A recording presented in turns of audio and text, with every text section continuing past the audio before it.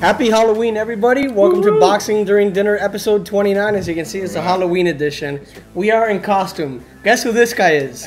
I know. We're a little backwards, though, because... If you could guess, that's Kenny Powers from Eastbound and Down. Greatest baseball player to ever play the game. He's missing the goatee, though. Yeah. I thought somebody was going to have, like a pencil to draw it in. And then guess who I am? I'm related to boxing. Yes, I'm Paulie Malignaggi, except I have a goatee. I have Paulie Malignaggi after he hasn't shaved for a bit. Yeah, you're the magic man, though. You're looking magic.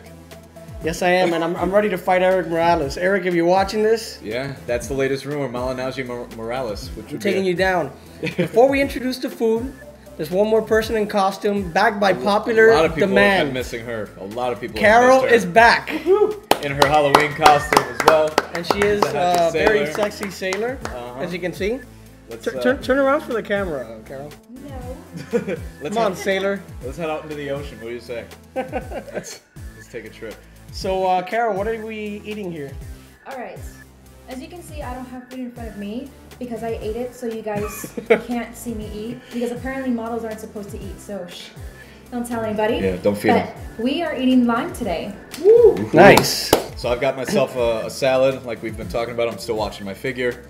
Although that'll ruin your figure. No, if I cut around it, it's mostly vegetables and chicken. If I avoid As you can see, I'm not dieting. Yeah. These are like full-on nachos. You're on the marriage diet, awesome. which is no diet at all. The gain weight and get fat and lose hair, but you know, I got all this stuff. What's that supposed to mean? Losing hair. He lost his hair a long time ago. Yeah. This is the first time and the only time you'll ever see David with hair.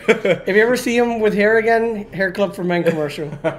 Telling you. That'll be it. All right, so let's get to it. David, since our last Boxing During Dinner, we spoke to Joey about Canelo Alvarez. Yep. And all of a sudden, Canelo Alvarez, man, like it's bad enough he fights welterweight. He's fighting a 108-pounder in the street. What the hell's wrong with that guy? Streets of Guadalajara. And then he blames it on his brother?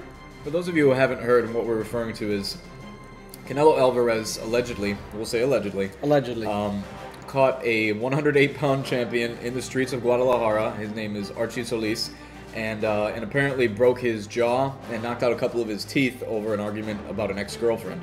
Right.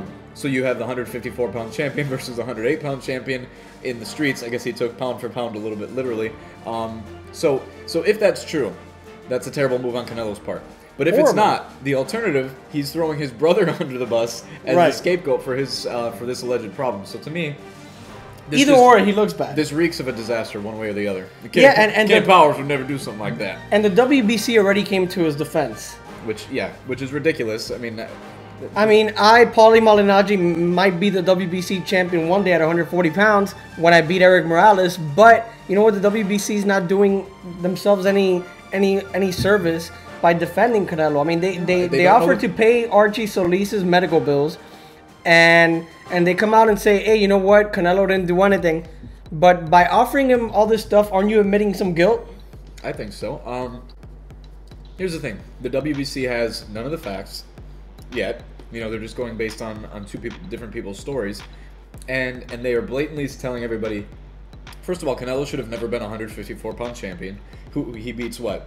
Matthew Hatton, who had never fought at 154 pounds, and that's how he earns his belt. They want to keep him because he's going to generate revenue for their sanctioning body, and that's the only reason he's still there. As long as Golden Boy continues to protect him, absolutely. I think it's a total disaster. But for us to sit here and talk about the sanctioning bodies is a waste of our breath. I think WBC's a joke. And apparently he also threatened Archie Solis and told him he would hurt him, and Archie Solis said that if anything happens to him, if anybody lays a finger on him, if he ends up dead in the street, it goes back to Canelo Alvarez. So it'll be interesting to see.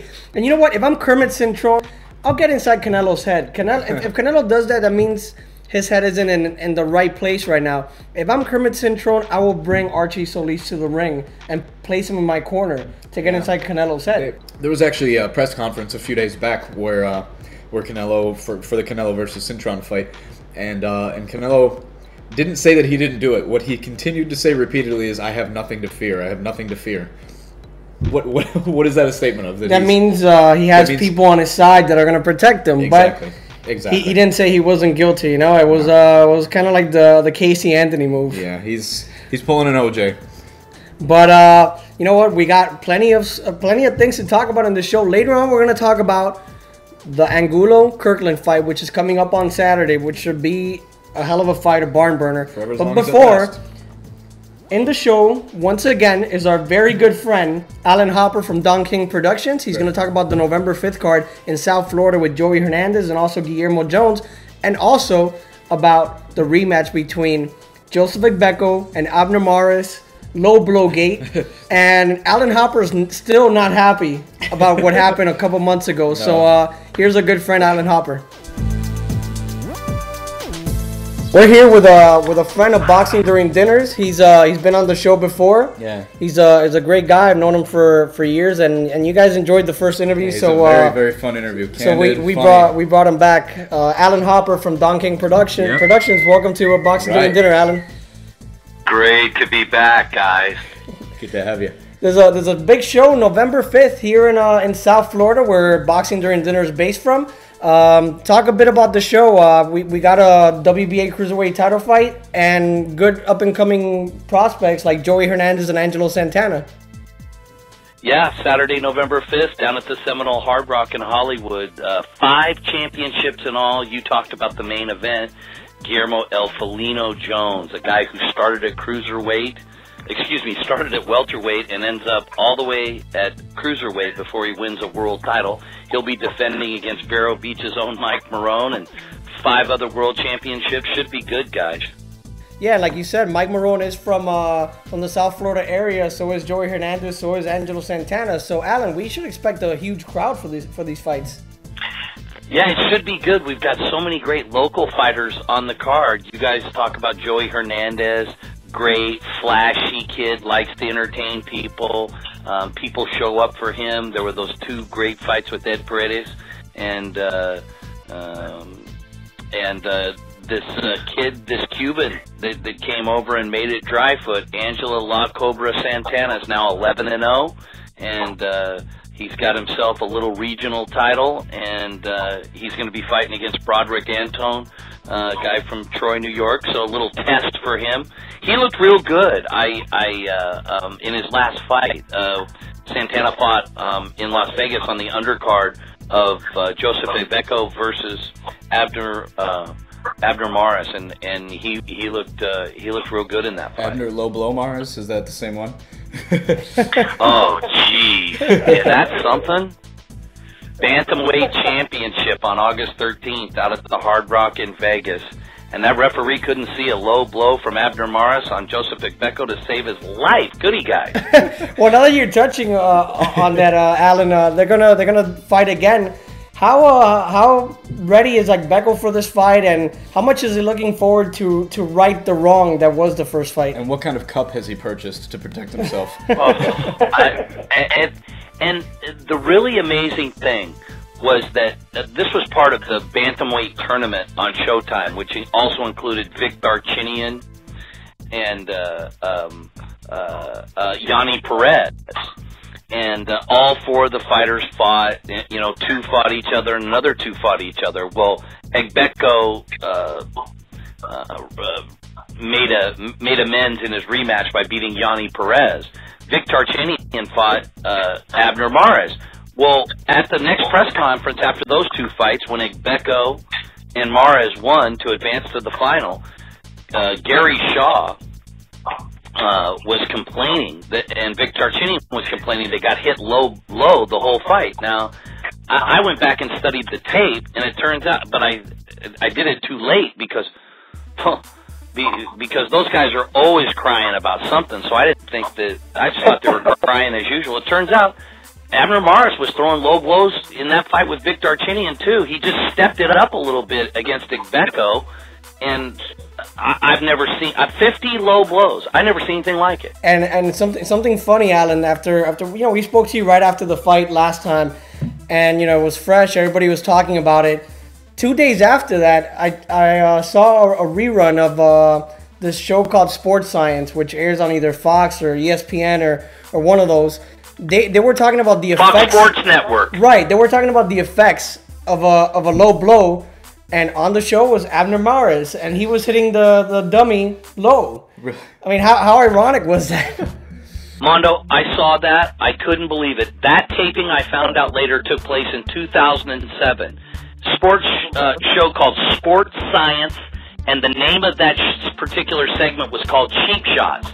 And they rigged up a crash test dummy with sensors.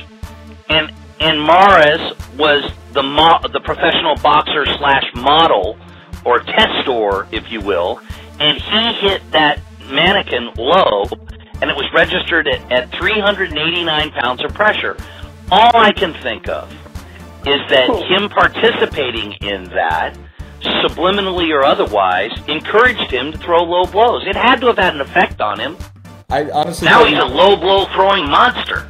I thought you guys were kidding for a second. I've never actually seen this actually happened.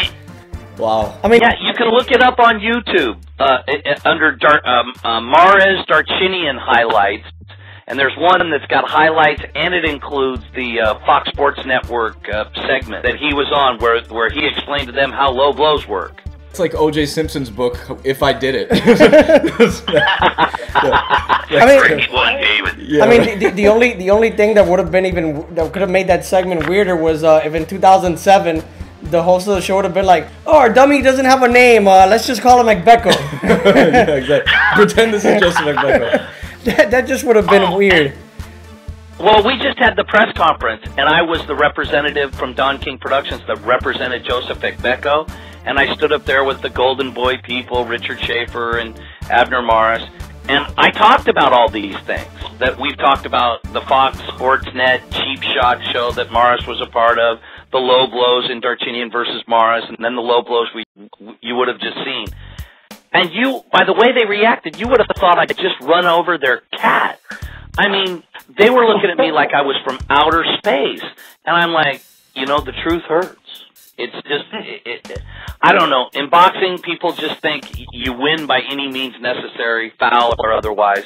And that's what separates boxing from mixed martial arts and other forms of combat, is that, you know, you're supposed to be by the rules. Alan, talk to us a little bit. One of the things that's been left out of this, very unfortunately too, because these, with all respect to Mares and Agbeko, these guys obviously earned their way into this bout the first time, and unfortunately because of what happened the second time.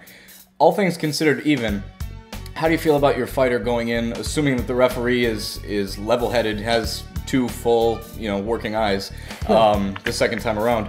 What do you feel about the fight on a level playing field? Well, Joseph Agbeko is going to be a little older, and but it shouldn't make a difference. But you wonder psychologically if he's going to hold his gloves lower than he should to protect himself based upon what happened. And I hope he doesn't do that. Joseph is a notoriously slow starter, but he's a guy that comes on in the end, no matter where he's at the fight, and he refuses to lose. And so I'd like to see him start a little faster, stay in the fight, keep it closer. You got to also understand, in the fight with Morris, he was called for a questionable knockdown, although technically I do believe it was a knockdown, but they could have just as easily said that it wasn't a knockdown in the first or second round. And so he had that going against him too. But I think it's going to help him, David, because I think what he's going to do is he's just not going to let this fight get away from him from the opening bell. Problem is, Abner Morris is a pretty good fighter. And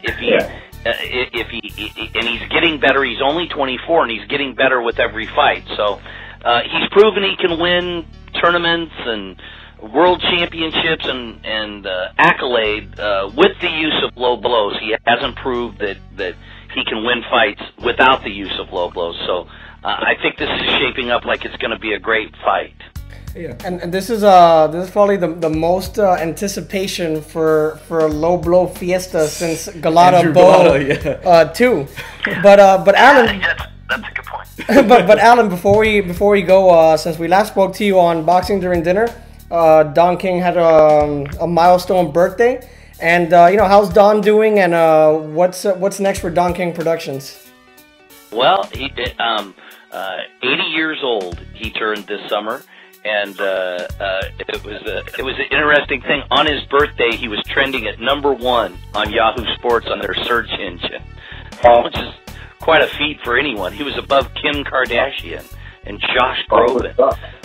So, you know, so for a while on his birthday, which was kind of neat and good for boxing, good for him, and the people around the world know who he is. We've got the fight November 5th down at the Hard Rock. Come see us. It's going to be a great night of boxing, 5 championships. Then on December 3rd at the Honda Center, we've got the fight we were talking about, the rematch between Joseph Agbeko and Abner for the IBF Bantamweight Championship. And then our next priority is to try and get Tavares Cloud, our IBF light heavyweight champion, undefeated, great fighter. It's time to get him back in the ring just as soon as we can, and Don's working on deals right now to get that done, guys. 175 pounds, I know a lot of people want to see him, and Tavares Cloud is one of those guys who's wanted to step up, so we're excited to hear about that. And Cloud's a good fighter. Guillermo Jones, I'm a big fan of, and of course Joey Hernandez. But Alan, thanks a lot for being on Boxing During Dinner once again. We appreciate it very much. Good as always. It's an honor to be on Boxing During Dinner, and great to be with you guys, and look forward to being on with you, and Don looks forward to being on with you again soon. Awesome. Next time we got to have you in person, because this is twice that you missed out on dinner. Yeah, we owe you. Yeah, that I like. All right. I'm going to get down there for that. You got yourself a date. All right, Alan, take care. Thanks for being on Boxing During Dinner. Thanks a lot. All right, thanks, guys. So that was the very funny Alan Hopper from Don King Productions. He's always right on the money. And he doesn't mince words either, which is what I like about him. You know, I like his analysis of Agbeko versus Mares, even though Agbeko is in his stable. You know, I like the honest assessment that he gave us. And even though he started off doing public relations for Don King Productions, and that's still his capacity, but he does so much more now. I can see Alan Hopper promoting fights in the future under the Don King label. I mean, Don King's 80 years old. You know, I'm sure. I mean, he's in great health. He's gonna go on for a while longer. But Alan represents Don King Productions very, very well. Very well spoken. Knows his fight game, and a very funny guy. He's one of my most liked people in boxing. Yeah. I definitely hope we actually have him on here for real dinner one day. But next week, David, a fight that a lot of people are looking forward to. Alfredo Angulo, who I think should be fighting Canelo, but instead he'll fight James Kirkland, who's coming off his first loss of his career, a knockout loss. Since then, he's gone back with Ann Wolf. A, do you think that move will help him once again? And B, do you even think he has a shot against the really hard-hitting Angulo, who hits a lot harder than the Japanese champion? The Japanese guy. Yeah, I think getting back with Ann Wolf was a good idea, who was a hell of a fighter in her own right. I think there was a toughness and a discipline for James Kirkland that she instilled in him, and so for him to right the ship, I think is a good move. But yeah, you have to favor Angulo going into this fight, especially because his chin has never even been dented in the slightest. The only person to ever beat him was Kermit Cintron, and that was a close fight even so. James Kirkland does not have the script to beat Angulo in a boxing match. The only way he's going to beat him is going through him. And does he have the power to do it? Well, sure. But is he going to connect before Angulo does? And I don't think that he will. I think Angulo has a work rate that is better than Kirkland's. He's a little more disciplined than Kirkland. And I think Angulo wins this one by stoppage. Like you mentioned, Cintron is the only man to beat Angulo. But Cintron boxed him in that fight. And he has the physical tools to do that. He has a decent jab. He has a good right hand. But Kirkland's all action. He knows. He only knows one way to fight, and that's just coming forward, throwing punches, and I think that's a recipe for disaster. Especially, being a couple of fights removed or one fight removed from being knocked out. I think Angulo's going to knock him out early in 2 or 3 rounds. I wouldn't even be surprised if he knocks him out in the first round. I mean, Angulo's probably one of the hardest hitting fighters in all of boxing, and James Kirkland's going to be right in front of him. However, even though Angulo's chin has not been tested, we don't know. Kirkland hits hard enough that he may land the knockout punch in the first round, especially if Angulo isn't sweating, isn't if he comes in dry, he might get iced. Right. It's entirely possible. I think that's why people are excited about this. You got 2 rocket ships, heading each other at full speed. It's a matter of who hits first and cleanest, and that's the reason they put Kirkland in this, is because if anybody has a puncher's chance, it's James Kirkland. He's there's only 3 fights that he's ever been in that hasn't resulted in him winning by a knockout. That says something about him. This could be a Hearns Hagler type fight. Yeah, for as long as it lasts. 3 rounds, I would love to see it, and I can't wait. I'm gonna have to watch it on replay though, because I'll be at the Hard Rock on Saturday cheering on our friend Joey Hernandez. But I'll be catching it on replay.